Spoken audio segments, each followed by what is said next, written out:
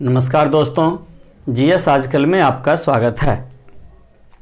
पिछले क्लास में हम लोगों ने राज्यसभा के बारे में देखा था। आज हम लोग लोकसभा के बारे में देखते हैं। लोकसभा का वर्णन अनुच्छेद 81 एवं अनुच्छेद 331 के अंतर्गत किया गया है।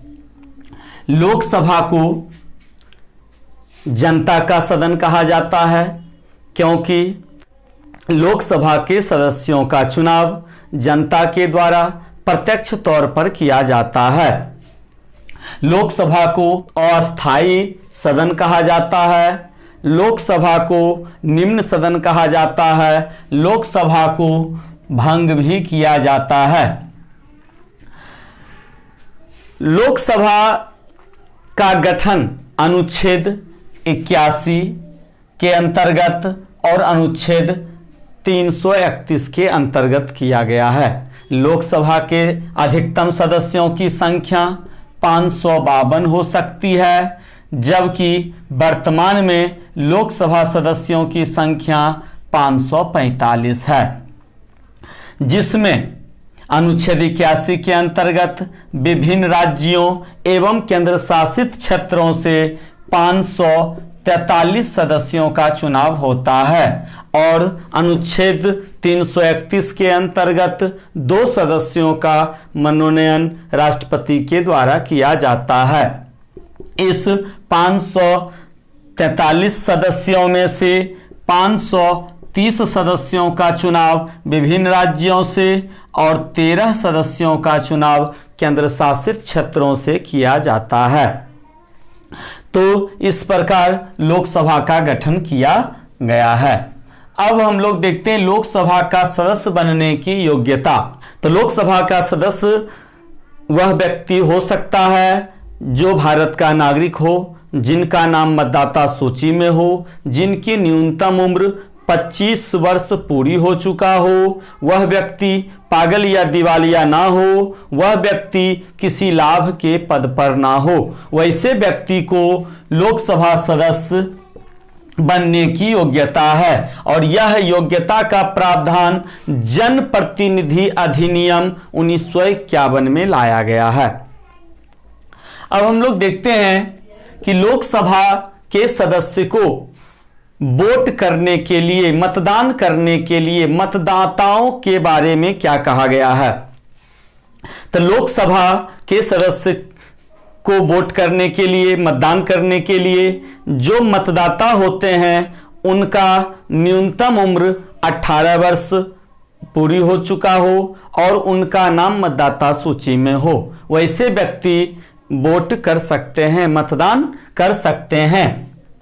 प्रारंभ में इसके बारे में कहा जाता है कि शुरू में मतदाताओं का जो उम्र सीमा था वो 21 वर्ष निर्धारित किया गया था, जो 1989 में राजीव गांधी के शासनकाल में 61वां संविधान संशोधन के अंतर्गत इसे 21 वर्ष से घटाकर 18 वर्ष किया गया और यह जो है तारकुंडे समिति के सिफारिश के आधार पर किया गया।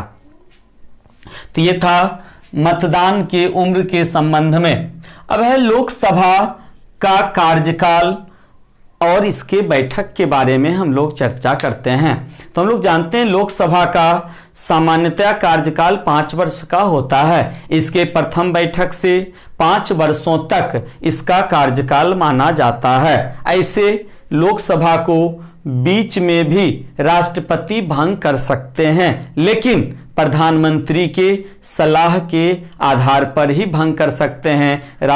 प्रधानमंत्री के कहने पर ही भंग कर सकते हैं।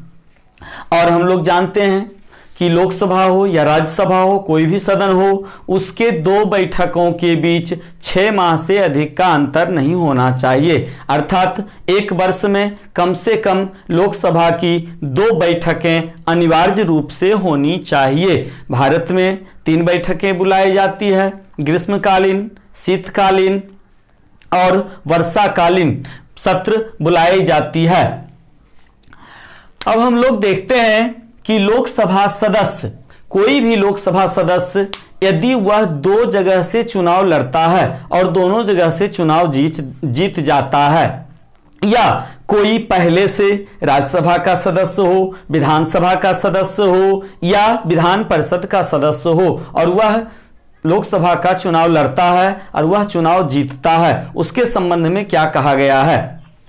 कोई भी व्यक्ति यदि 2 जगह से चुनाव जीतता है तो उसे एक स्थान 10 दिन के अंदर छोड़ना अनिवार्य हो जाता है, और या वह व्यक्ति राज्यसभा का सदस्य रहते हुए यदि लोकसभा का चुनाव जीतता है, उसे भी 10 दिन के अंदर वह पहले वाला स्थान छोड़ना पड़ता है, या विधानसभा या विधान परिषद का सदस्य है फिर भी वह यदि लोकसभा के लिए चुनाव जीतता है तो उसे पहले वाला सदस्यता 10 दिन के अंदर छोड़नी पड़ती है, अन्यथा पहले वाली सदस्यता उसके पास रह जाएगी और बाद वाली सदस्यता जो उसने चुनाव जीता है वह समाप्त हो जाएगा। ऐसा उसके लोकसभा के सदस्यों का 2 स्थान से चुनाव लड़ने या पहले से कहीं का सदस्य है उसके बारे में कहा गया है। अब है लोकसभा सदस्य। लोकसभा के चुनाव में जमानत राशि के संबंध में प्रावधान दिया गया है। सामान्य वर्ग और पिछड़ा वर्ग के लोगों के बारे में जमानत राशि 25,000 निर्धारित किया गया है तथा अनुसूचित जाति और अनुसूचित जनजाति के लोगों के लिए यह जमानत राशि 15,000 रुपया निर्धारित की गई है। अब हम लोग लोकसभा के महत्वपूर्ण कार्य और अधिकार के बारे में जानते हैं। इसके अंतर्गत सबसे पहला अधिकार है मंत्री परिषद पर नियंत्रण। मंत्री परिषद सामूहिक रूप से लोकसभा के प्रति उत्तरदायी होते हैं, जिम्मेवार होते हैं। यदि लोकसभा अपने कुल सदस्यों के द्वारा अविश्वास का प्रस्ताव लाता है और यदि वह अविश्वास प्रस्ताव पारित हो जाता है तब प्रधानमंत्री को इस्तीफा देना पड़ता है और मंत्री परिषद भंग कर दिया जाता है। और हम लोग जानते हैं कि मंत्री परिषद लोकसभा के इच्छा के विपरीत कोई भी कार्य नहीं कर सकता है, इसलिए है मंत्री परिषद पर नियंत्रण।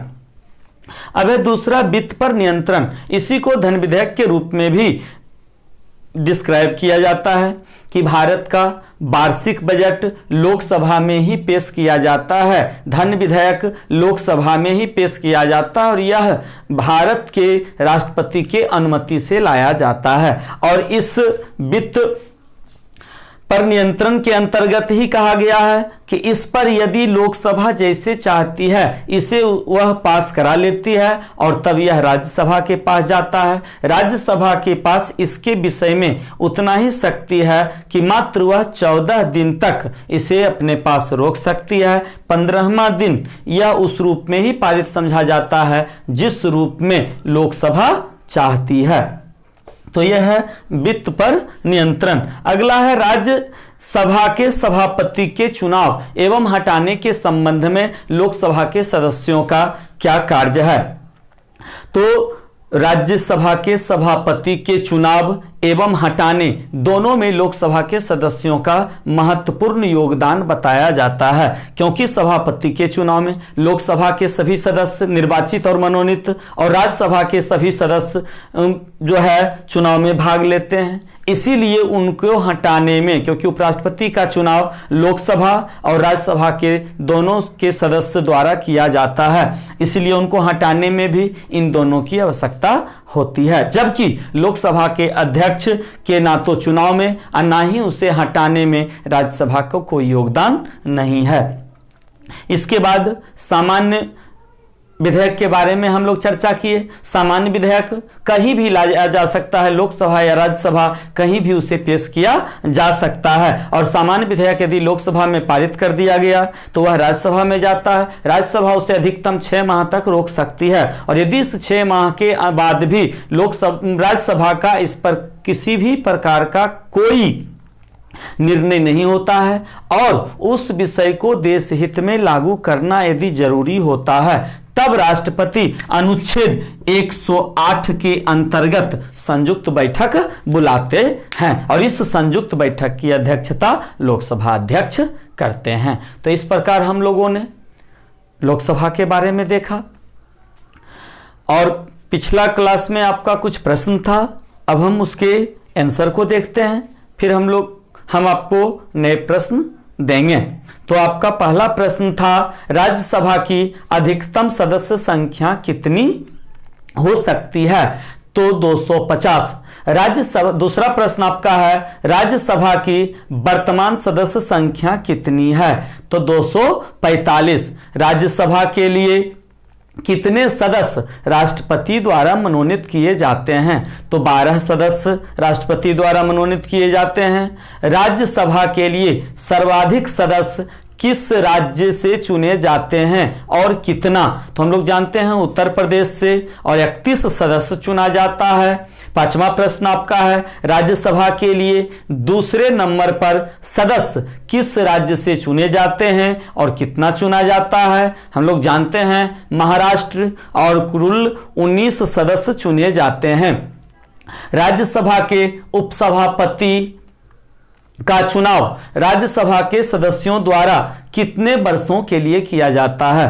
तो 6 वर्षों के लिए उपसभापति का चुनाव किया जाता है, क्योंकि उपसभापति राज्यसभा के सदस्य होते हैं, इसलिए इनका चुनाव 6 वर्षों के लिए किया जाता है।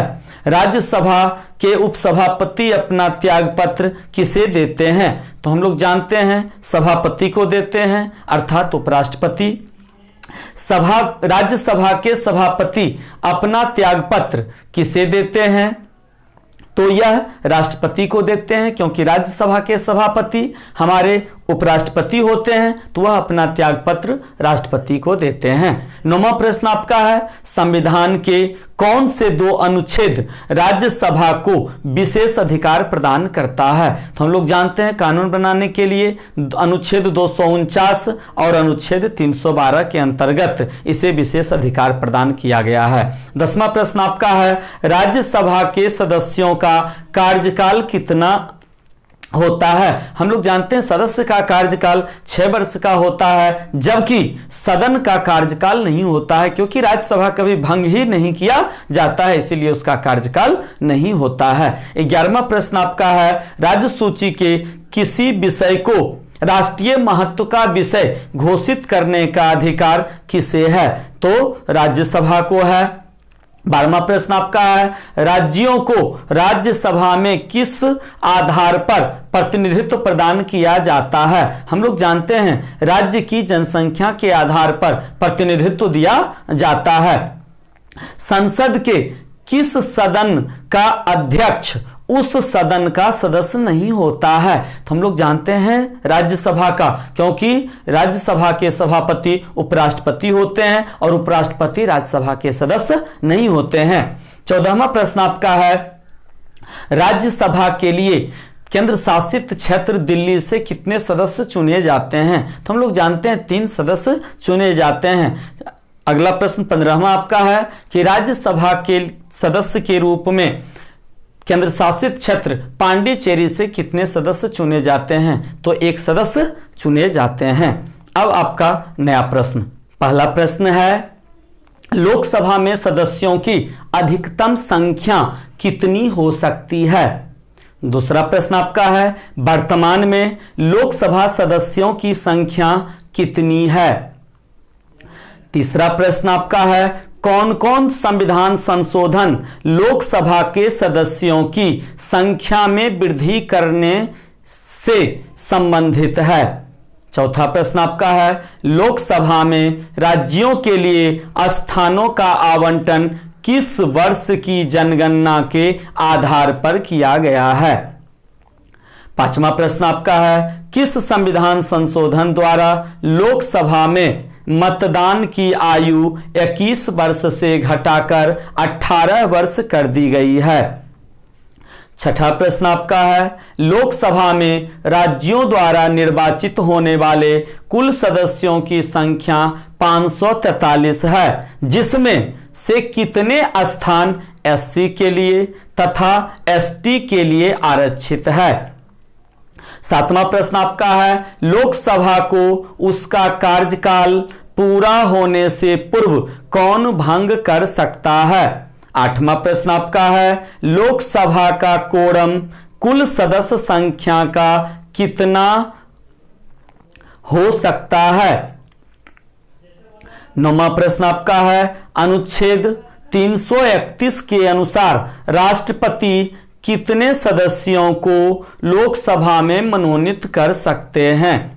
10वां प्रश्न आपका है, संसद सदस्यों के लिए योग्यताएं निहित करने वाला जन प्रतिनिधित्व अधिनियम कब पारित किया गया। तो आपका ये आज का प्रश्न है, इसका उत्तर कमेंट बॉक्स में जरूर दें। और यदि आपको ये वीडियो पसंद आता है तो इसे लाइक करें, सब्सक्राइब करें और बेल आइकन को जरूर दबाएं। धन्यवाद।